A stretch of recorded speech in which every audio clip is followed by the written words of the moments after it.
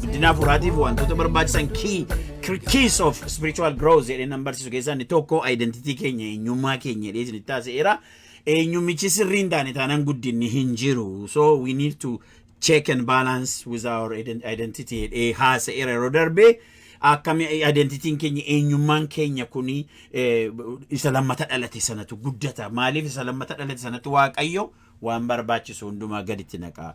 Waaqayyo bajetiin inni qabu namicha haaraa isa lammata dhalateef bajetii Waaqayyo eenyu iyyuu hin qabu. Ameerikaadhaa fi eenyudhaa fi Itoophiyaadhaa fi maan fedhan maqaadhaa bajetan qabu waan akkasii. Bajetan nama lammata dhalateef qaba maqaan isaa barbaadanii eebbifamu. Every program from heaven Waaqayyo biraa kan ta'e programming always runs through and with this new creation. Creationii kanaanitu harka isaa keessatti gaggeeffama isa bukkeetti naanna'a. Kanatu centerinii hojii Waaqayyoodha new creationiidha waan ta'eef new creationii kanarrattitu guddinni afuura resource inni guddisu karaa sana isaaf dhufa. Inni lammataa immoo kan nu guddannu nyaata yoo nyaanne torbanoota lamaan darban baay'ee dubbii kanarratti haasofneerra waa'ee nyaata junk foodii nyaachuun akka nurra hin jirre nyaata nyaannu fakkaanna waan ta'eef yoo hin nyaannu ta'e anorexia jedhamu dhukkubi jiraas jedhee isinitti meerarran deebi'u har'a. Nyaati utuu hin jiraatin nyaati utuu jiruudha namni agabuu dhumaa jira. Aggaarii bishaanitti jiru dheebuu duuti ijuma see banee Waaqayyo ija keenya banuu qaba. Ija keenya banee lafa nyaati jiru akkamittiin akka nyaannu waan akkamii nyaata akkamii akka nu barbaachisu Waaqayyo gooftaan revelation isaa nuuf fiduu qaba. Waldoonni keenya waldoota lafatti amantooti minaan nyaatan ta'uu qaba. Yookiin immoo akkatti minaan nyaatan lafatti baratan ta'uu qaba. Akkatti minaan qopheeffatan akkatti minaan nyaatan hin nyaachisu isarraa hafe immoo kana akka gootanii nyaata keessan qopheeffatanii nyaachuu dandeessu jedhanii waldootii keenya na simbolii ta'anii taa'urra functional churches ta'uu qabu. Functional churches gaafa ta'anii amantootaa fi guddina amantootaatiif progressi gochuu mul'ataatiif baay'ee gumaacha guddaa godhu jechuudha. Kanarratti baay'ee yaadunno warri waldaa geggeessinu namoonni geeto yeroo keenya kennine tajaajilu namooti faarfannu namooti garee kadhannaa keessa jirru namooti diyaaqonii taane waan fedhe karaa fedheni namooti walitti dhufne hojii Waaqayyoodha godoo Waaqayyoo keessatti hojii Waaqayyoodha hojjennu minaan lafatti nyaatan akka ta'u lafni jirru sun lafatti minaan nyaatan akka ta'u irratti hojjechuu qabna. Nyaati jira moo hin jiru waldaa keenya keessa. Beela'eera sabi kun nyaata hin jiru yoo jenneef nyaata sana akkamitti akka qopheessu nurra jiraatu akkamitti akka nyaachifnu beekuudha. Secondly lammatarratti immoo akkamittiin namni kun sabni kun akkamittiin nyaata nyaachuu akka danda'u qopheeffatee akka nyaata hafuuraa nyaachuu akka danda'u instructionii hafuuraa kennuufiin baay'ee barbaachisaadha. Maaliif namni guddachuu kan inni danda'u yoo nyaatedha. Amma yeroo jiraannu yeroo darbee isinitti meera amma sirran deebi'ame wanta kana namoota lama fakkeenya kenne gooftaan dureera eegan mata duree kana kaase namoota lama fakkeenya kenne namootni lamaan inni fakkeenya kenne kuni nyaata warra nyaachuudha akkatti nyaataniif nyaata namoota nyaachuu dadhabanii namoota alanfachuu dadhabanii gidduu irratti jira. Inni tokko jedhe dubbii koo dhaga'ee inni iddootti hin kennine namni dubbii koo nyaate alanfatee mi'eeffatee gadi liqimsee ittiin maasli isaa biildiin goone tokko maal akka inni fakkaatu isinitti maa jedhe gooftaan. Isa booddee gaafa jaratti himu maal jedheeni qilleensi imaanu bokkaan hin roobe bokkaa yandoonsaa hin roobe qilleensi hin qilleensa'e bokkaan kuniif lolaan kun dhufee mana kana hin dhiibee hin darbatee hundeensaa gadi fagoo hin turre waan ta'eef mana fakkaata jireenya fakkaata garuu strengthii guddina normaalii hin qabu abnormaaliidha guddinnisaa waan ta'eef satat goonan xarage karaa duraa kaasee fuudhee sokkee namicha isa dubbii koo dhaga'eemmoo qalbeeffatee nyaatee jiraachuu nama ana alanfatee testii godhee ittiin jireenya isaa bildii godhu tokko nama dubbii koo dhaga'ee abboomamoo isa maal akka inni fakkaatuun isin agarsiisa. Dubbii Waaqayyoo gaafa dhageenye isa dhageenye san torban darbe kanarratti kan yeroo dabarse dafinoo darbe because there is weakness qabna karaa sana waan ta'eef irratti yeroo dabarse guddachuu jechuun foon nyaachuu jechuun mul'ata sagalee waaqayyoo keessaa arganne hubannaa sagalee waaqayyoo keessaa arganne jireenya keenya keessatti maknii gaafa ittiin jiraachuutti kaanuudha. Gaafa murtoo murteessinu akka sagalee sanaatti murteessinuudha. Gaafa jireenya jiraannu akka sagalee sanaatti jiraannuudha.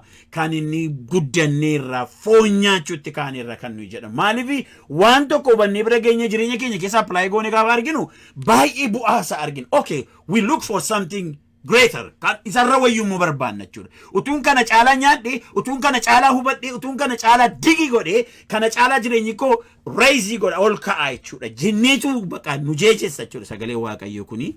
Inna Yesuus maayine namni nyaatee dubbii dhalanfatee sirriitti hojiirra oolchu hundee isaa gadi fageesseetu jireenya isaa dhaabe. Guddinni isaa so orgaanikiidha waan ta'eef guddinni isaa inorgaanikii miti orgaanikiidha jireenya isaa guddinni isaa waan ta'eef bokkaan hin roobe qilleensis dhufee dha'ee lolaanis itti lola'ee wantichi silumaa sirriitti xissi godhe nyaata lafa qabatee dhufe waan ta'eef jissuu hin dandeenye. Don't live your life as if nothing is gonna happen to you. Akka waan tokko nama irra hin geenyetti hin jiraatina. Waan nama irra ga'uudha dini jara san lachan irra wayit irra ga'e haase. Waan nama ga'utu irra jira.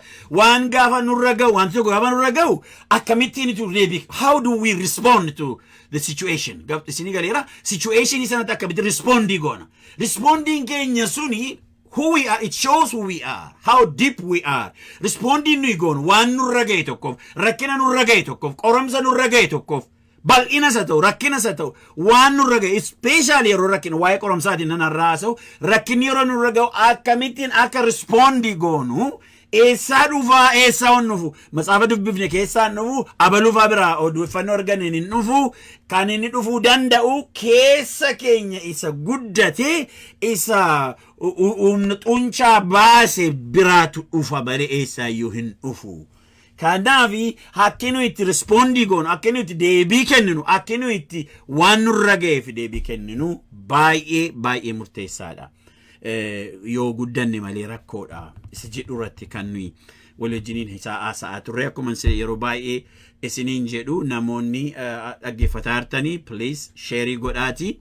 Amma yeroo darbe baay'ee sharing keessanii hojii guddaa hojjeteera namoota baay'ee nan dhagaan inbox naa barreessu waan ta'eef share godhaa specially page adda addaa warri qabdanis page keessan irratti akkasumas immoo kan dhuunfaa keessanii irratti akkasii share gootanii isini gaafadha gooftaan isin eebbisu. Inni kun egaa baay'ee barbaachisaadha obboloota koo waan asirratti hojjennu kana keessatti namoonni sirriitti maachurdii godhanii deemuu qabu. Jireenyi keenya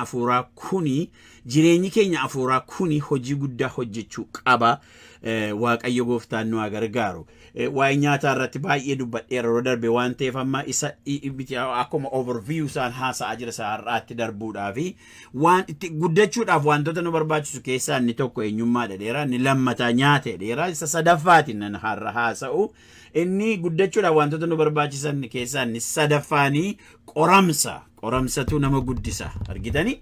Qoramsatu guddisa ilaalaa gaa amma kuni maal isaan nama guddisaa maaluma isaatu geexii maaliiti bareedina maalii qaba qoramsi mee maal nuu godhaa jennee yeroo baay'ee jechuu dandeenya garuu waaqayyo immoo karaa kanaa immoo akka inni nama guddisuu beekamaadha. Amma waan tokkoon isinitti himuu barbaada. Namoonni baay'een keenya mana barumsaa dhandheerra kan mana barumsaa keessatti bara jiraanne keessatti wanti nu hin jaallanne maannoo ettani qormaata hin jaallannu. Mitiire qormaata hin jaallannu mana barumsaa keessa amma jiraanne keessa hundumti keenya. Maaliif qormaati eessa akka nuyi geenye beekuudhaaf waan nu ittiin madaalamnudha waan ta'eef. Hammam akka barsiisaa sanaa wajjiniin dabarsine, hammam akka barsiisaa sanaa wajjiniin walii galle. Dhageessanii hammam akka barsiisaa sanaa wajjiniin walii galle, hammam akka isaa wajjiniin yeroo dabarsine beekuudhaafi maaltu barbaachisaa qoramsatu barbaachisaa jechuudha. Gaafa qormaati sun dhufu hammam akka the time you spend with your teacher determined by the test, right? Sirrii miti obboloota koo nam barsiisaa wajjin gizee isinitti dabarsitanii maaliin determined ta'a? Testiidhaan determined ta'a. Testii gaafa godhamtanii hammam akka isiniif galee hammam akka barsiisaan sun gaafa barsiise hordoftanii hammam akka barsiisaan sun waan inni qajeelfama inni kenne faana buutanii duukaa buutanii maaliin determined ta'a testiidhaan determined ta'a. Yeroo baay'ee testii quizzis ta'u finalis ta'u testiin mata'e namni kan inni ittiin qabxii gaarii fidu yeroo dheeraa bakka library keessatti amma mataan isa cabutti dubbisuu duwwaadhaan miti which is fine sun baay'ee barbaachisaadha waan bira hin gaafne baay'ee bira ga'uudhaaf garuu namni barsiisaa isaatii wajjin yeroo gahaa dabarse sirriitti dabarse tokko testii sanarratti baay'ee qabxii guddaa fidadee nama nafii kootiyaan. Yaa Waaqayyo gooftaan hunduma keenya nu haa gargaaru. Amma barsiisonni yeroo hundumaa yeroo barsiisan maal jedhu ilaa hubadhaa dhaggeeffadha asirratti hubadhaa dhaggeeffadha kanan dagatinaa jedhu kanan dagatina isa kana batalee sirriitti qabadhaa jedhu. Maaliif isinitti fakkaata booddee akka qormaata fidan beeku waan ta'e qormaata jira waan ta'eef kanaaf sirriitti hubadhaa jedhaniiti yeroo hundumaa nu barbaachisu. Kanaaf guddinatti uffachuu guddinatti guddachuudha maanno afuuratti guddachuudhaafis immoo akkuma kana wanta nu barbaachisu keessaa tokko maa inni yottani qoramsa. Qormaata qoramanii ilaalamuudha. Qoramanii ilaalamuun mootummaa Waaqayyoo keessatti waan baay'ee namarraa harcaasa waan baay'eetti nama cimsa. Namni rakkinaan guddatee fi namni inni kaan tokko miti. Namni rakkinaan guddatee wanti fedhe yoo dhufe feesii godhee humna keessa darbuu qaba. Namni waan meeqatti buukaa baalatti bu'aa guddate tokko namni takka dhabee takka argacha takka nyaachaa takka dhabaa takka dadhabaa takka olbaa hojiitti dadhabaa namni guddate tokko annisaa practicalidha annisaa hojiidhaanii jabaateera jechuudha jabaadha namni suni. Kanaaf namni akkasiitiif namni takka wayitti bu'ee hin beekne waan irra ga'u tokko irraa hafuudhaaf illee garaagarummaa guddaa qabu jechuudha. Yeroo baay'ee kana kan nuyi ilaallu gooftaan hunduma keenya nu haa gargaaru. Yaaqoobii ergaa Yaaqoobiin dhaqee ilaala ergaa Yaaqoob boqonnaa tokko lakkoofsa lamarraa dhandhee ilaalla isuma kanumatu akkanas keessatti yaada kana reflektii godhu na godhe maaliif yoo jettanii guddina hafuuraa keessatti wanti barbaachisaan tokko qoramsa jedhee kan hin haasa'eef namni yoo qoramsa isin irra ga'u jedha Paawulo maannoo eewni Yaaqoob gaafa qoramsi isin irra ga'u dhala dhaggeeffadhaa meenan dubbisaa obboloota koo baay'ee waan nama dhibudha. Namni qoramsa isatti dhufu obsaan danda'e ila qoramsa isatti maaliif Waaqayyo gaafa si gargaaruu barbaadu gaafa si eebbisuu barbaadu gaafa si guddisuu barbaadu gaafa saba baay'eedhaaf eebba si gochuu barbaadu makiinaa si hin bitu yookiin immoo mana sattamiisa guddaa bareedaa isaa miti kan si ijaaru gaafa kanatti si geessu barbaadu qoramsa sitti fida waan si dhibu keessa. Maaliif namni qoramsa itti dhufu obsaan danda'e hagammadu ila argitanii waanuma takkaanu wajjin hin adeemne waan nu irratti walii galuu hin dandeenye waan nu toleenne simachuu hin dandeenye dubbata namni kun. Egaa irratti walii maal jedhaa obsaan hagammadu erga jedhee boodee hagammadu erga qoramee erga ilaalame boodee boodee agartanii qoramee erga ilaalame boodee dura utuu hin ta'in boodee ila qoramtee erga ilaalamte booddeedhaa fi qoramtee tun ilaalamin dura eenyummaan kee garaagarummaa guddaa qaba. God will not trust you if you are not dead. Testidi intane tanan, testidi fatanamne ilalamne tanani, Waaqayyo trustii godhe waan guddaan wajjin hojjechuudhaaf of hin qopheessu firoota koo. Miidhagaa macaafa qulqulluu guyyaa itti Musee waamame kaasaati. Hamma dhumaatti gadi fidaati ilaala kakuu haaraa keessatti. Hamma dhufee mul'ata Yohaannis irra geessanitti Yohaannis ergamaanii maal keessa erga darbe booddee mul'ata Yohaannis akka inni barreesse beektu. He was so tested tempted baay'ee qorramsi guddaan irra ga'e. Eelee diimessanii zayitii danfaa keessa buusanii kana hundumaa keessa darbe mul'ati Yohaannis ila zayitii danfaadhaantu keessaa gadi yaa'eela. Zayitii danfaa rakkina guddaa dhiphina guddaa rukuttaa guddaa hundumaa keessa Waaqayyo mul'ata Yohaannis isa jennee macaafa qulqulluurraa har'a kilaasiinsa standardiinsa ol ka'e namni haasasaan dhanne badaa kana Yohaannis kana keessaa gadi kan yaa'uu danda'e after hardship booddeedha keessaa ba'e. Musee yoo ilaaltanii waggaa 40 guutu cal jedheen waaqayyo siluma akeekatti qaba namicha kana gaafani dhalate bara namichi du'u arraafenni waamicha isaa waan isin bara dhiirri dhalate hundumtuu aduu edame faradame firdi du'aa keessa darbee nama firdi du'aa kan firdiin du'aa irratti hin hojjennedha namoota tokko firdiin fedhe irratti hin hojjetu maaliif waaqayyotu gaa firdiin immunisi godhe firdiidha diinnis abaarsa usti gaddiifte namnis yoo si abaar du'i yoo awwaajame mootummooti yoo irratti kaan namooti waan taane jiru waan isin dhibu keessa namooti xeesiin hundi ittiin buune jiru maa immunity keessa kaa'eera waan fakkeenyaaf mana mootummaati labsii baheeni boolla leencaatti gagatamanii booda they were fine. How dare you think you can be fine there? Akka achitti akkamitti hin fayyaa taate yaaddatti lafa namni fayyaa ta'a jedhamee yaadametti fayyaa ta'anii jiraata. Ilaa namni tokko lafa namitti mututti dhumutti nagaadhumaan siisaa faarfataa jiraata. Lafa namitti dhumutti lafa namni daaraa bu'utti fayyaa deebi'ee gala namni tokko akkasii diraaqfaa. Museeni bara labsiin du'aa labsame ibrooti gaafa ijoollee godhatanii yoo dhiira ta'an ajjeesa. Because dhiiroti isaanii sa'aatii baay'ataa deemanitti mootummaa fara'oon raasu waan ta'eef ajjeesa. Bara jedhametti he escaped that curse. Curse sana escape godhee Museen. Escape godhee dhufee eessa dhiqaa mana mootummaa keessa lixee mana mootummaa mana fara'oo keessa lixeetu jiraata achitti guddifame. Kanaan booda immoo waggaa 40 eeggachii fiixee booda achi ba'e immoo waggaa 40 guutuu the opposite lifestyle jiraata. Opposite isa duraa sana jiraata. Duraa luxury ture jireenyi isaa luxuriousdha.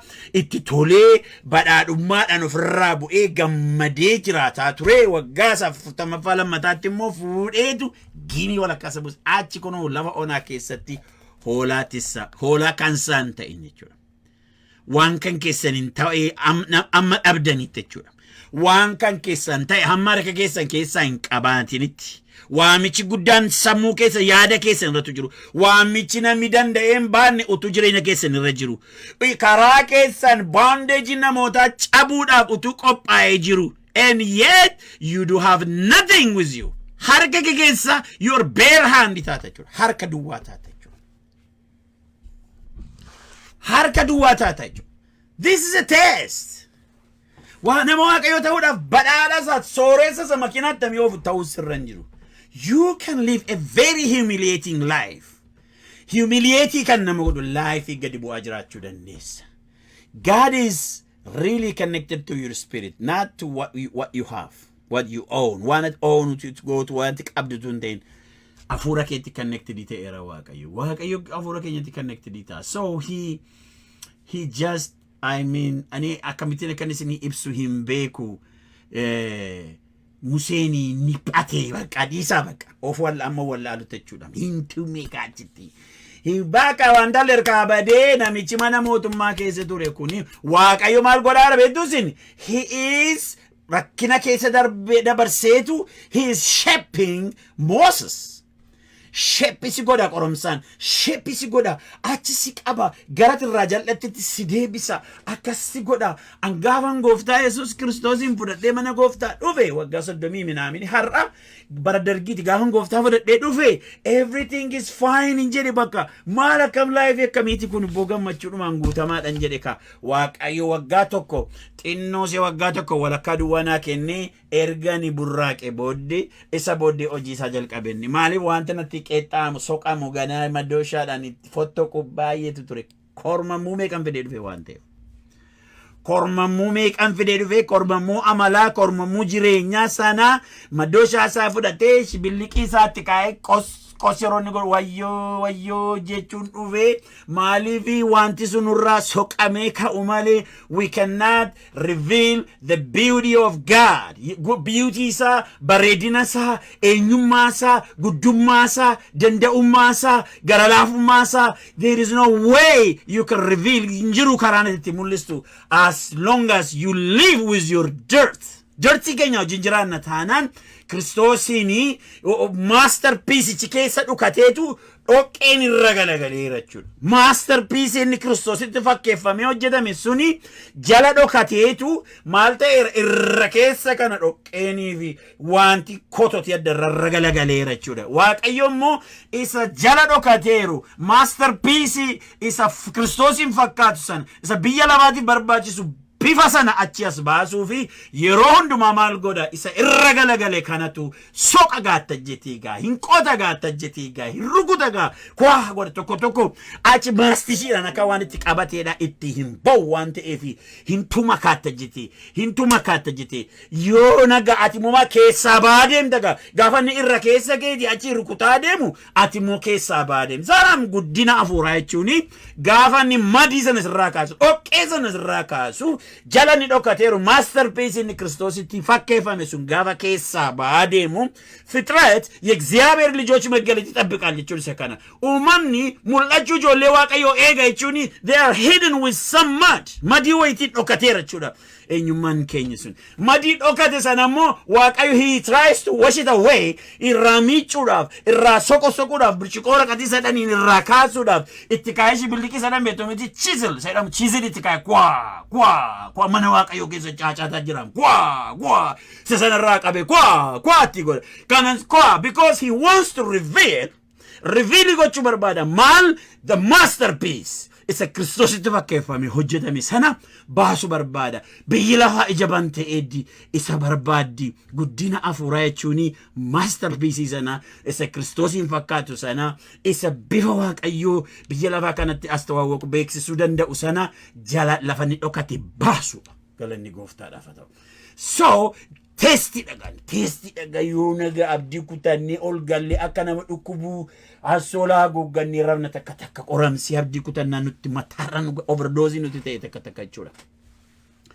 Takka overdose nuti ta'e waan goonu dhabnee rakkannee mataarra nu galagalee wanti ta'an dhabamee ilaagaa kunoo akka kanatti jiraanna kaa obboloota koo waaqayyo gooftaan hunduma keenya nu haa gargaaru ameen. galanni gooftaadhaaf haa ta'u waaqayyo hunduma keenya nu haa gargaaru sakana innani har'a isinitti muu dhufe masterpiece ci jala ba'uu qaba masterpiece ni jala dhokate sun ba'uu qaba inni achi jala bade suni Kiristoos achi jala isa baasu barbaada maqaan isaa barabaraan kan eebbifame haa ta'u obboloota kootti ilaa ofirraa bu'aati dhaggeeffadha ani waan waaqayyo na barsiise ammas waan ittiin karaa isaarra deemuudhaaf itti of qopheessaa jiruun isiniif hiraayiraan obboloota koo masterpiece the mud should be removed madin suni oqqeen suni qoshashan suni irra ka'uu qaba gaafa lammata dhalannu maal finnee dhufna beektu sin oqqee finnee jala saama masterpiece jira masterpiece isa lammata dhalate Kiristoositti fakkeeffanii ta'eeru sana maal jedhe Phaawulos itti fakkaatu Qorontos lammataa boqonnaa 3 irratti maal jedhe nuyi ulfina amma bifa sana fakkaannutti hamma bifa Kiristoos sana fakkaannutti ulfina gara ulfinaatti geeddaramna darbina hamma mit masterpiece jabra amma geenyutti harka keessa kaatee masterpiece jabra keessa no shorba dhugaa sodaa kee dhugaa luxury life keessa no Museen fa lafa isaan irra deemanii masterpiece jabra gahan yaada Daawit fan lafa isaan keessa darbannaa eeboo meeqa keessa ba'ani billaa meeqa keessa ba'ani leenca meeqa walii qabu keessa ba'ani tu masterpiece jabra gahani so the Lord trusted these guys they can take care of his business is akka isaan take care godhanii fi trusty godhe because they got to the masterpiece jabra gahani jecha tokko waan irratti waliin galeen isinitti maan mana waaqayyo keessa tradition irratti waliin galoon yeroo baay'ee dhugaa isinitti kanaaf namoota baay'eedha mi'aawu wanta naasa'u yeroo akkas jiraannu they are upset when it was because I don't want to be a traditional pastor or a traditional Christian a biblical Christianity maal jedhu beektu isin namni guutuun hin jiru hundumti keenya dadhaboota yeroo nama raarsuu barbaadani namni guutuun hin jiru innis dadhabina mataasaa danda'e qaba inni kunis dadhabina mataasaa danda'e qaba dadhabina walirratti raajaa eessa deemaa irraa nu hin jedhama sagalee waaqayyoo garuu waamicha akkaminuu godhe beektuukin abbaan keessan inni waaqarraa guutuu akka ta'e isinis jireenya keessan hundumaatiin guutuu ta'a maanni dadhabii walirratti waamuun we are just for granted fudhanne nuti toleetu dadhabbiin qaba baqaanis rakkoon hin jiru dadhabbii qabaachuun koo sun fine dhanneetu jiraan no it's not fine We are called to imitate God. Christ in imitate gochuu waamamne nuyi. Irratti hojjennee achi keessaa bahuudhaa manna anni kunis dadhabaadha, annis dadhabaadha, sunis dadhabaadha jechuun isa humnaa miti akkan hin jedhu. Waaqayyo garuu gara masterpiece sanaatti akka guddannuuf nu waame. Wanti na hafe jiraachuu danda'a garuu I am on the way to the masterpiece. Karaarran jira masterpiece sana bira ga'uudhaafi. Wanti na hafu baay'ee jiraachuu danda'a. Karaa kanarra tarii yeroo muraasa bubbuleera ta'uu danda'a. Wanti naan qabu jiraachuu danda'a. Garuu karaarran jira. Deemaan jira. Gara sana na deemaa jira. Ayyaanni Waaqayyo keessa kootti hojjetaa jira. Ayyaanni Waaqayyo innan fudhadhe suni akkasumaan miti. Jireenya koo keessatti Kiristoosin mul'isaa jira. Dhoqqee sana narraa kaasaa jira. Waaqayyo chiizilii sanatti kaa'e narraa follossaa jira. Isa akka Waaqayyo hin mul'anne masterpiece inni Kiristoosti fakkeeffamee hojjetame sun akka hin mul'anne narra galagalee gadi na ukkaamsee taa'e suni narra achi qola aminarra sokkaa jira. Waaqayyo gara masterpiece sanaatti nageessaa jira. Jecha akka nuyi deemnuufitu nu waame. Egaa inni gooftichi jedhame kuni hafuura qulqulluudha. Iddoo hafuurri gooftichaa jiru immoo birmadummaa jira. Ammas nuyi fuula keenya utuu hin haguuggatin maal jechuudha? Fuula keenya utuu hin haguuggatin when the mud covers your face. Fuula keenya haguuggannee isa ofirratti moosifnee jiraachuu miti. Fuula keenya utuu hin haguuggatin ulfinni gooftichaa nurra akka calaqqisu hin goona. Ulfinni gooftichaa masterpiece sun akka gadi ba'u hin goonaadha. Masterpiece sun akka gadi ba'u hin goona, akka calaqqisu hin goona. Nuyis ulfina gara ulfinaatti darbuudhaan argitanii fakkaattii isaa akka taanuuf jedhu sana masterpiece isiniin jedhu obboloota koo. I am trying to help myself and you guys. I am trying to help all of us. Please, let's learn the sagalee waaqayyoo barannu dhugaan isin maal jechuudha kun jedhame gaafa dubbistan. Amma maal jedha? Irra deebi'een dubbisaa dhaggeeffadhaa isin. Waan galiin isinitti hima waan ta'eefi. Ammas nuyi fuula keenya utuu hin haguuggatin maal jechuudha fuula keenya utuu hin haguuggatin jechuun jettanii beektu yeroo dubbiftan akka kanaa gaafa dubbisan maal jechuudha fuula haguuggatin kun immoo haguuggii maaliitiin inni haasa'u hin jedha. Fuula keenya utuu hin haguuggatin ulfinni gooftichaa nurraa akka calaqqisu hin goona. Maaltu ulfinni gooftichaa akka nurraa calaqqisu hin goona. Nuyis ulfinaa gara ulfinaatti darbuudhaan. When we leave the weakness behind, dadhabbii keenya, rakkina keenya isa biyya lafaati, isa gaafa harmee keenya babbaa keenya irra dhalanne dabalatee yeroo hawaasa gidduutti guddanne keessa waan fudhanne waan waaqayyo irratti hin ulfaatin hunduma baatnee mana isaa dhufne hundumaa dudduubatti hambisa nurraa qoramee nurraa haxaamee gaafa nurraa badee ulfina gara ulfinaatti ulfina gooftichaa nurraa akka calaqqisu hin goona. Ammas nuyi fuula keenya utuu hin haguuggatin ulfinni gooftichaa nurraa akka calaqqisu hin goona. Nuyis ulfina gara ulfinaatti darbuudhaan fakkaattii isa akka taanuuf akka gooftichi isa hafuuraa sana biraa nuuf dhufeetti hin jijjiiramna jedhe. Hin guddannaadha hin jijjiiramnaan kun. Okay, hin jijjiiramnaadha. Jaalannes jibbines waaqayyo hojiitti jira. Waan isin bubboloota ko. Waaqayyo gooftaan hojiitti jira. Gooftaan hojiitti jira. Hojiin inni jiru kun immoo hojii nu guddisuuti. Hojiin inni jiru kun immoo hojii ol nu kaasuuti. Hojiin inni jiru kun immoo hojii abdii nu kennuuti. Akkamitti qoramsa isa nuyi takkaan abjootiin bira keessa nu baasuudhaan nurraa soqee kaasee isa nurra galagale amala keenya sana ilaalcha keenya sana ejjennoo keenya sana murtoo keenya sana isa takka has never revealed God Christ takka reveal gochuu hin dandeenye haasaan keenya Kiristoos reveal godha wanti nu eekamnu Kiristoos reveal godha akkinu itti jiraannu lafa hojii hojjennutti meeqiin xalaa ilaala. Did you ever try to reveal Christ through what you do at your workplace? Takka?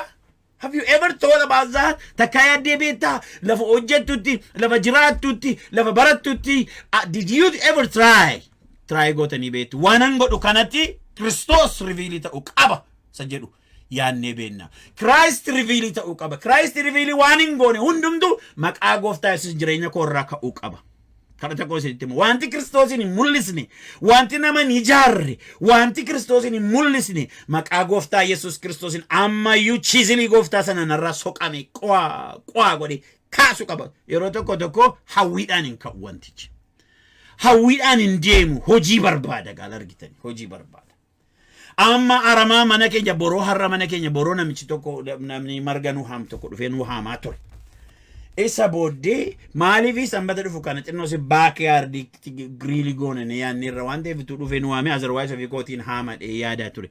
Dhufeetu nu haamee achi gaditti baheen itti haasa'e asirraan immoo kan godhi nu bareechi sagantaa adda addaa qabnaan jedheen okay bareechee kaa'ee sokke. Amma eegani deemee booddee ani immoo waan tokko ilaaleen akka kanatti bubu'e. Amma tu mana keessa taa'ee dhuma hawwe kun naa ta'uu qaba bakka giddii dhume dheeyoon taa'ee hawwe.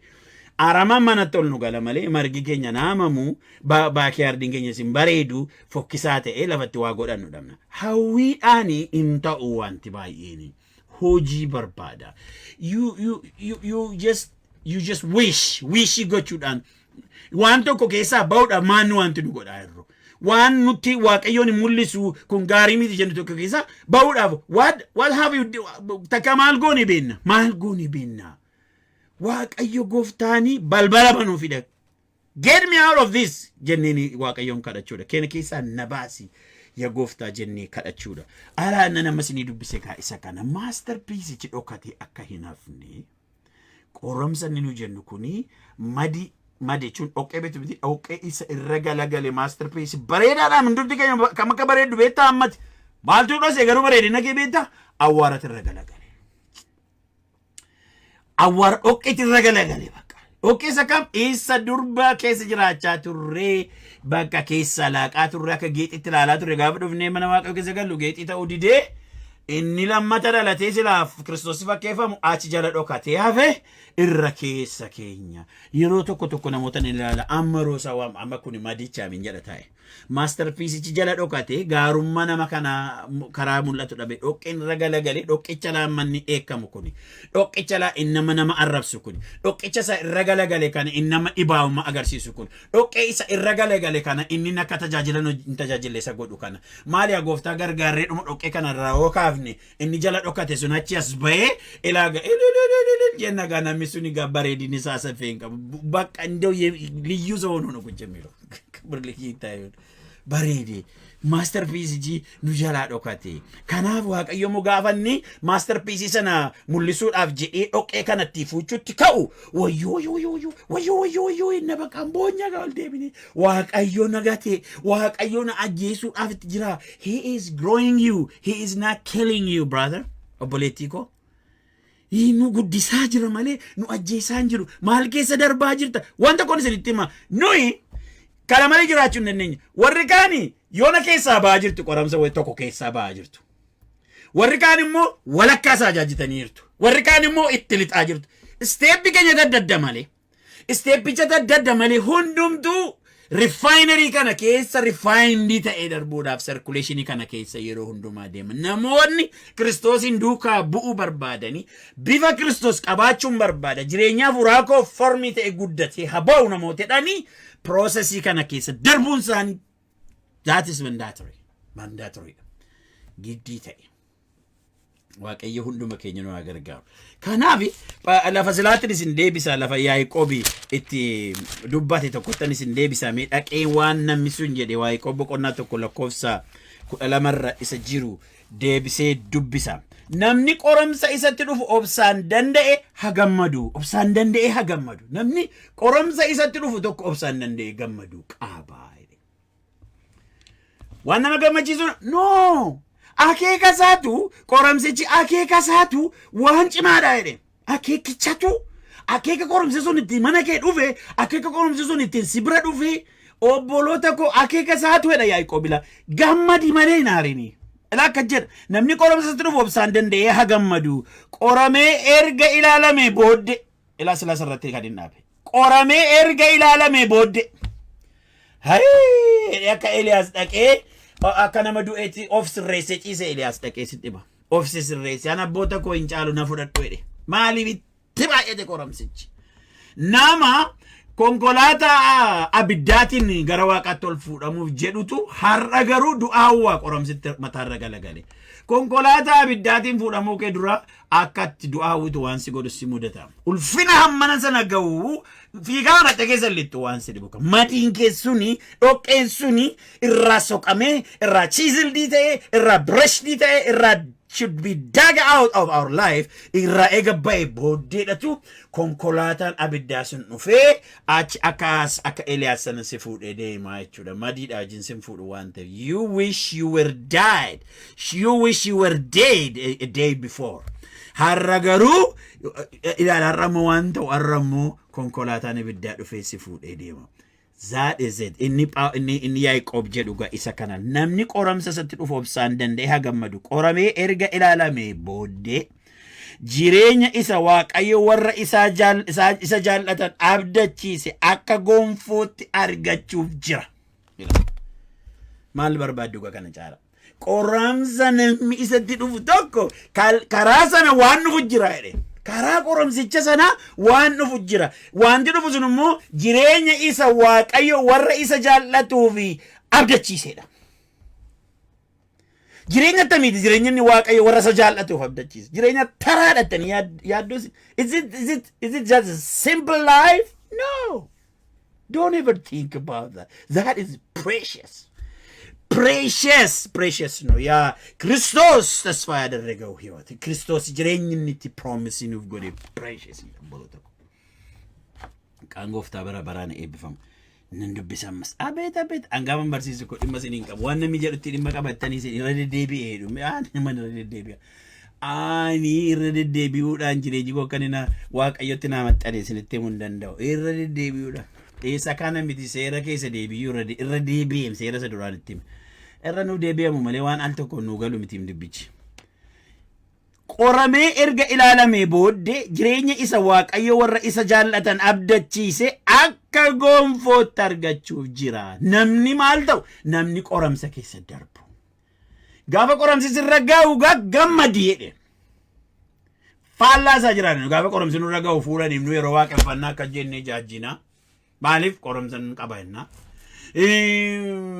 jaarsa tokko jiru biyya keenya dhugaadha ta'e gaafan al tokko durii kaasanii gaafa haasaan nan dhagaa sagantaarraa ka'aniitu durii gaatuni mun dhalatiin ta'uu danda'a sagantaarraa ka'aniitu obbo Abalu nu galateeffadha jennaaniitu waa hun galateeffadhu jedhan jedhan waldaan maal jennaani kaleessa dheengadda handaaqqoo koo ajjeese kaleessa immoo jabbii koo ajjeese haramo anaaf mataa baata waan ta'eef ani galateeffadhu jedhanii jedhan golfidha kan dur kana dhageeyye waan isin dhibu keessa waaqayyoon handaaqqoo keenya jabbii keenya ajjeesutti dhimma hin qabu inni the business is to shape our life keenya shape gochuudha hojiin isaanii galanni gooftaa dhaabatu gaafa qoramsisirra ga'u gammadi maaliif waaqayyo warra isa jaallatuuf jireenya abdachiise sana argachuuf akka gonfootti argachuuf jirta wow waaqayyoof galanni haa ta'u obboloota koo waaqayyo karaa kana kan inni encourage nu gochuu barbaadu obboloota koo gaafa qoramsa daddaasin raga'u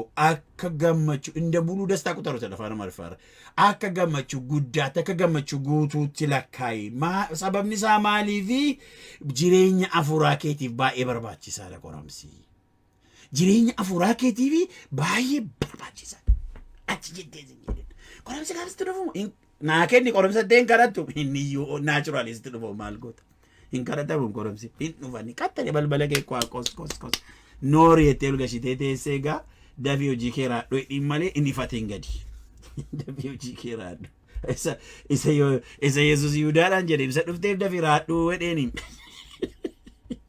isa dhufteef dafii raadhu maa qaqqabattaa'e haleluuyaa fatanaan tokko qoramsi jiraachuunsaa jireenya keenya keessatti jiraachuun barbaachisummaansaa jireenya afuuraa keenya keessatti guddina isa taanuuf darbuudhaaf nuuf ta'a guddina isa taanutti darbuudhaaf nuuf ta'a dhaggeeffadhaa waan Daawit jedhin dubbisaa gadage faarfannaa 119 keessa waan Daawit jedhee isinii dubbisaa steppi ittaanutti yeroo nu darbuuf kaanu qoramsa keessa waan mee abdiin nama kutachiisu qilleensa cima tokko godhu keessa nu dabarsa sin dhiba. Yoo sana bitaan mirga keetii wallaaltaa biyya lafaa kanarra homtu nu jirattee yaaddu Waaqayyoon malee jechuudha. Yeroo qorumsi narra ga'u eenyuma biratti argu Waaqayyo gooftaa yaa Waaqayyo gooftaa.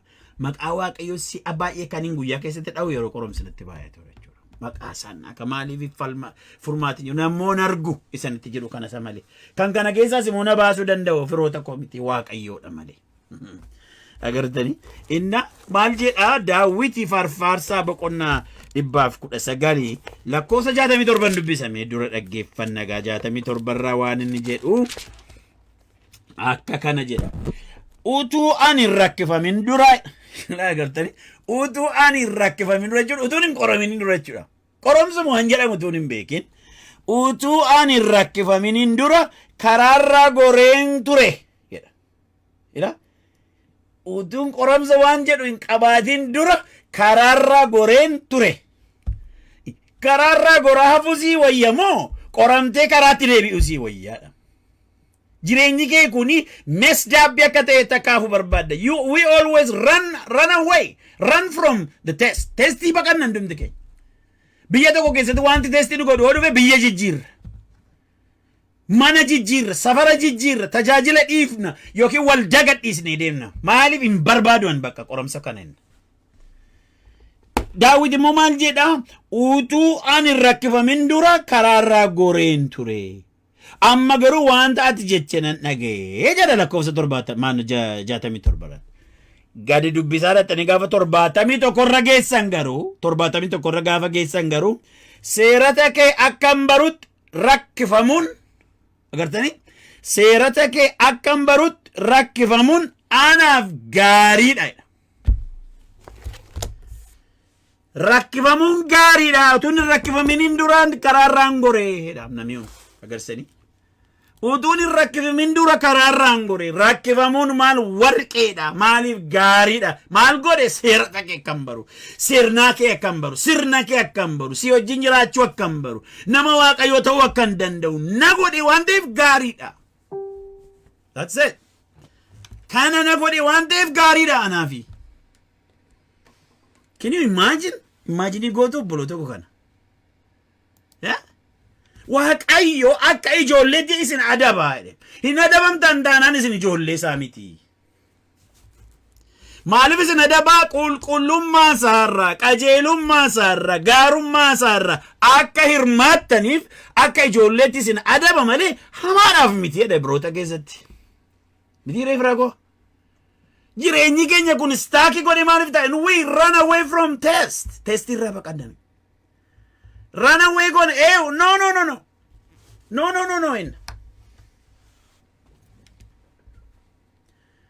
Niyoo kana barumsa barsiiseeraani waldaa I think waldaa Canada natti fakkaata kan hin barsiise. Waldaa Canada ta'u ana baasa iddoo ta'e garuu barsiiseera gidduu kana waa'ee nu haamin faarratti. No, waldaa ma keenya natti fakkaata. Waa'ee nu haam waldaa ma fullness of Christ ittiin barsiise.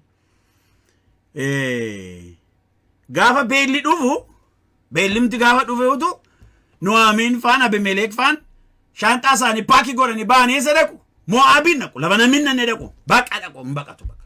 How long are you escaping? How long are you running away? How many want me to run away, Tana Frotako? Face the truth. Face the reality. Face it. Face the challenges and face it. God is equipping you. God is training you. God is taking you to the next level. Level is a tanut sigesara. So face it. Let's face it, brothers.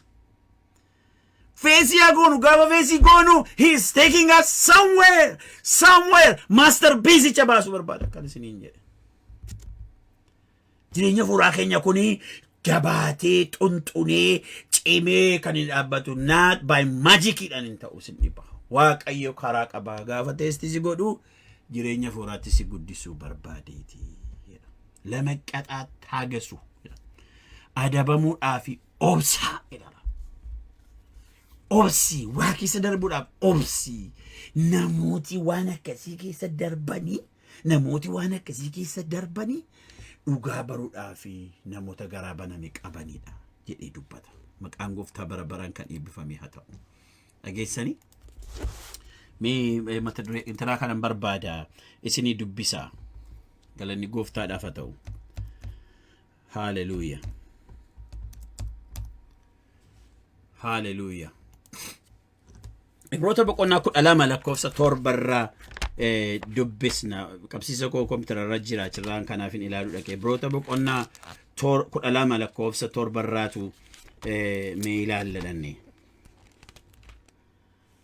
Hallelujah. Gooftaan galanni isaa haa ta'u. Baay'ee na gammachiisa obboloota koo kanattiin deemuudhaaf. Namni Waaqayyoo itti dubbatu nama abdii qabuudhaaf beektu sin abdii qabna jechuudha. Maqaan isaa bara baraan eebbifamu. Mutu calluun jedhee sagaleen isaa nutti dubbachuu baate attam godhuun jedhaman. Ilaa dhaggeeffadhaa gaa. Isinis barsiifamuudhaaf adaba kana obsaan danda'a. Maal ta'uudhaaf? Itti gallisaa barsiifamuudhaaf. Isinis barsiifamuudhaaf adaba kana obsaan danda'a. Waaqayyo waanta ilmaaniif godhamuun ta'u isiniif hin godha. Waan ilmaaniif godhamuun ta'u isiniif hin godha. Ilmi abbaan isaa barsiisuuf hin adabne immoo isa kamiree? Ilmi abbaan barsiisuuf hin adabne immoo isa kamiree? Adaba hundinuu barsiifamuudhaaf argattan keessaa adaba hundinuu barsiifamuudhaaf argattan keessaa utuu hin argatin yoo haftan garuu isin ilmaan abbaa hin beekamneeti. Ilmaan abbaa hin beekamnetti dhalattanidha malee dhuguma ilmaansaa hin taatanii jedhe dubbata. Maal jamaa kam cimaadha kun? Kana malees abboota lafa kanarratti barsiisuudhaaf nu adaban qabna, nu isaanis hin safeeffanna. Abbaa keenya hafuuraan moo caalchifnee abboomamnee jireenya argachuuf nuuf hin ta'ure. Isaan sun bara gabaabduudhaaf akka isaanitti gaarii fakkaatetti barsiisuudhaaf nu adabani. Inni kun garuu qulqullummaa isaa keessa. Hallelujah. Inni kun garuu qulqullummaa isaa keessa qooda qabaachuudhaaf akka waa'ee nuuf baasutti barsiisuuf nu adabaadha. Argootu kana caala. Rakkinni akka adabaatatti keessa dabartu warri abboota keellee haadhaaf abbaa keellee gaafa si adaban hin safeeffatta. Isaanii waan tayyartuudha, waan yerooti, waan isaanitti tolu jedhanii si adabu. Inni kun garuu inni hafuuraa garuu inni hafuuraa kun garuu Waaqayyo garuu my goodness adabni barsiisuudhaaf dhaggeeffadhaa warra gabaabduudhaaf akka isaan gaariitti fakkaate barsiisuudhaaf nu adaban. Inni kun garuu qulqullummaa isaa keessaa qooda akka qabaannu. Hallelujah. Qulqullummaa Kiristoos keessaa qooda qabaachuudhaaf you need to go through hardship. Hardship keessa gaafa dabartu qulqullummaa isaa keessaa qooda argatta. If you want to grow spiritually, qulqullummaa Waaqayyoo keessaa qooda qabaachaa guddachuu barbaadde admits hardship. Okay jedhi. That's it. Waaqayyo gooftaan hunduma keenya nu gargaaru. Okay jedhi. Ilaa kunoo kakuu haaraa keessaa kakuu moofaa keessaa maaltu dhabame iddoo hundumaatii nutti dubbata. Ani tuun hin barsiifame, ani tuun hin rakkifamin, ani tuun hin qoramin. Karaarraan jiru jireenyi koo walii gadi ture. Erga ni qoramee immoo argee booddee seera kee akkam barsiisuu fi akkam baradhuu fi qoramuun immoo anaaf gaarii ta'e. Waaqayyo har'a waan inni jireenya keenyatti fidu, waan inni mana keenyatti fidu, wanti tokko sirriitti itti hubannee simannee harka keessa galfannee Waaqayyoon irratti kadhachaa akka inni ayyaana isaa nuuf baay'isuuf gooftaan keenya Kiristoos akka jedhe xoofoon kun xoofoo hamaadha. Fedha keetii yoo ta'e narraa haa darbu. Garuu immoo fedha kee haa ta'u malee fedha koo miti. Maaliif xoofoon sun Kiristoos dhuguu isaarraan kan ka'e seenaa biyya lafaatu geeddarama. Xoofoo dhuguu nutu nurra jiru dhiifnee darbina meeqa seenaan baay'een nutu hin geeddaramin akka hafu godhe. Tajaajila keenya dudduubatti harkise. Mul'ata keenya lafarra akka harkifamu godhe.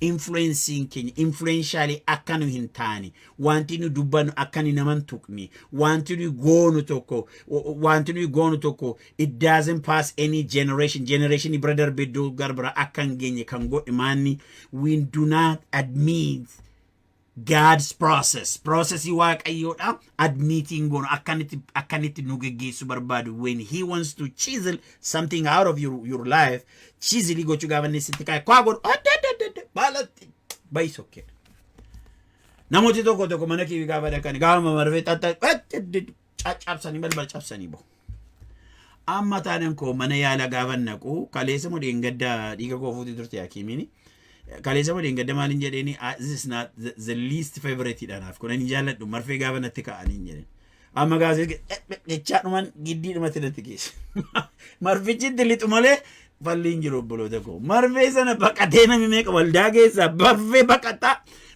baqataa kwaayiriidhaa gargartuu kadhannaatti tu naannoo jaarsoliidhaan tu ba'u gaafa gamuuf itti dhiisee iyyuu beesoo kan marfettii baqa marfettiin immoo dhukkubdi garuu immoo jireenya kee immoo ol kaafti maal goota ol kaafti Paawulos akkas jedhee gaa dhaggeeffadha Paawulos akkas jedhee ani akkan of hin tuullee fi ani akkan mul'ata magaalatti baay'inarraan kan kee akkan proud hin taanee fi kan na dhiphisu ergamaa seexanaa natti kenname dhimma kana waaqayyo akkan narraa kaasuu fi si'a sadiin kadhadhe kadhatani kadhatu narraa kaasii gooftaa baqa maaloo jedhee gaafan kaasu waaqayyo garuu hin kaasu jedhee maal malee ayyaana koon sii kenna ayyaana ittiin dandeessuun sii kenna kuni akkuma kanatti it stays like this nan jedhe waaqayyoodha maal akkamitti ayyaana koon sii kenna humni koo dadhabbii keetii mul'ata rakkina keessana keessatti survive gochuun ulfina koo argisiisa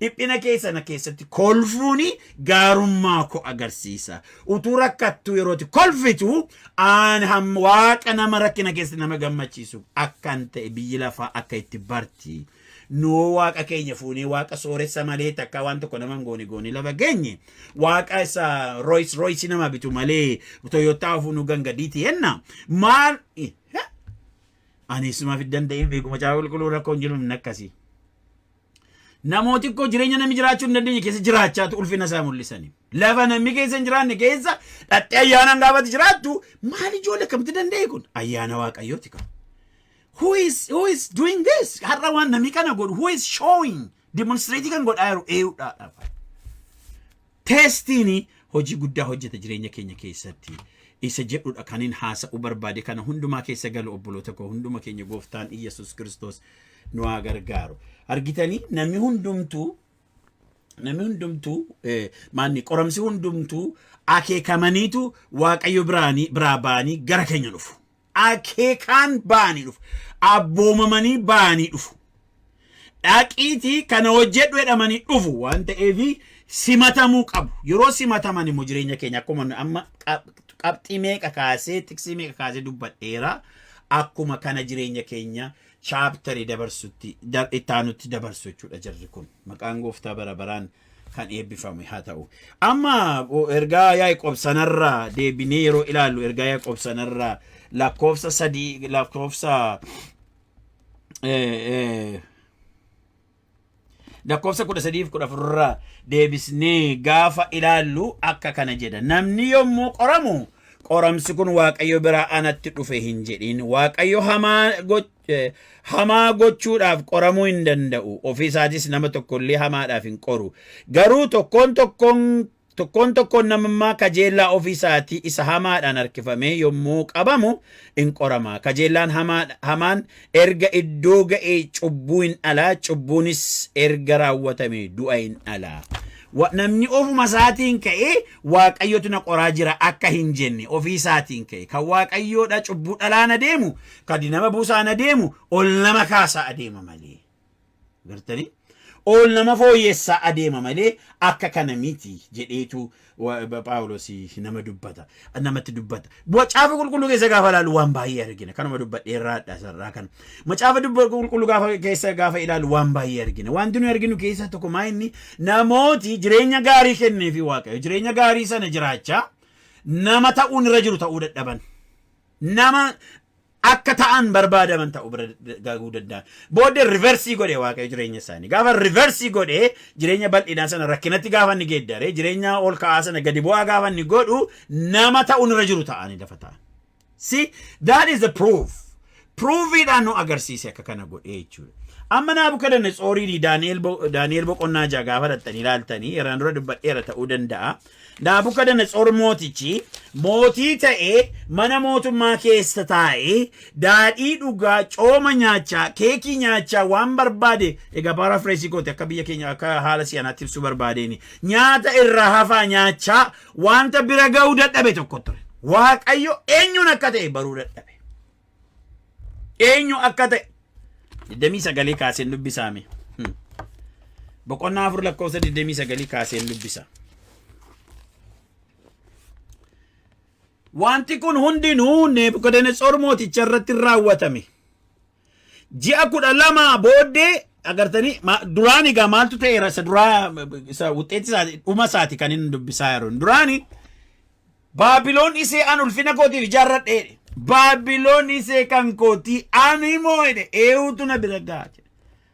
Zarraaf jedhe bakka inuma duutee fala fide isa booddee Waaqayyo dhufeetu nama Waaqayyo moosise malee eenyullee mataa ol qabachuu akka hin dandeenye hamma bartutti ilaali egaa argitanii hamma bartutti daggala bosonatti galtee marga dheeddaa akka qotiyyoodha mar'ataa jiraattaa marga nyaattaa jedhe hamma bartutti jedhe.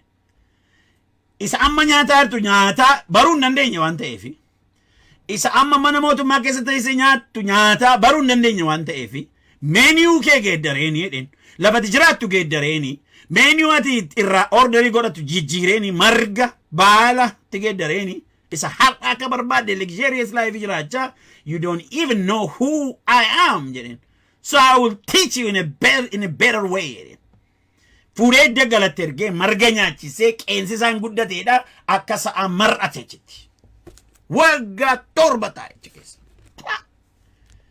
Hin albaasee bakka achi keessa taa'e biita. Ana akkuma piikcharii masaannaa dhufuu didaam gaaban dubbisu kan. Maanni Waaqayyo kun gooftaan jedha. Nama meeqa daggalatti naqee fixeera inni katamaan jira si'a malee. Amma gaa 29 irratti gaa inni dubbatu 26 kaasee 29 kaasee inni dubbatu gaa isa kana. Wanti kun hundinuu Nebukadnezar mooticha irratti raawwatame ji'i 12 booddee gaaf tokko mootichi bantii mana mootummaa isaa isa Baabiloon irra asiif achi deddeebi'ee utuu jiru kun Baabiloon guddittii ishee an iddoo taa'umsa mootummaa kootiif ulfina surraa kootiif jabina aangoo kootiin ijaare mitiire jedheera. Achirra deddeebi'aadhaan mana ol ka'aa lafa ol kaasuu fooqii isaarra achi deebi'a as deebi'a. Mitiire utuma dubbichi afaan mootichaa keessaa hin dhumin sagaleen tokko karaa Waaqaa keessaa gaditti dhufe. Dubbiin kun sittin dubbatamaa yaa Nabukadnezar mootii amma mootummaan sirkaa fudhatameera. Because you don't even know how to be a king. So it will be taken off from you. Sirkaa fudhatameera bakka mootummaa. You know, firoota koo wanti baay'een nurkaa fudhatamuu hin qabu. Waaqayyo waan nuu kenne tokko treasury goone nama saataanii jira jechuudha. Nama waan sii kenname ta'uudha jechuudha. Guddachuu jechuun nama waan sii kenname nama waan sirraa eegamu tokko ta'uu jechuudha. Waan sii kenname tokko waan sirraa eegamu tokko ta'uu gaafa dadhabdu ila erga akkasitti ta'a. Deebitee immoo babbaqaa keessa deebite gaa jireenyichi immoo babbaqaa sana meetumti keessa deebitee dudduuba achi kaata bakka. Dhuftees geesse achi deebiteetu restart gootaidha.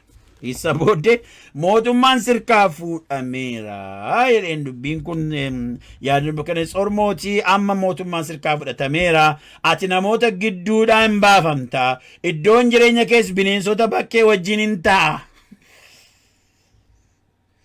Excuse me, what is it?